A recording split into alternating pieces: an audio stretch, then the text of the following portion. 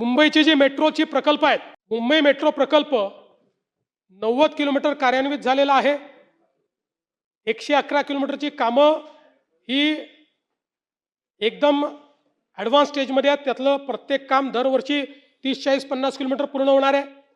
84 kilometre अजून निविदा त्याच्या काढलेल्या आहेत किंवा वेगवेगळ्या टप्प्यात आहेत आणि 87 किलोमीटर हे DPR स्तरावर आहे. यामध्ये मेट्रो 2 असेल.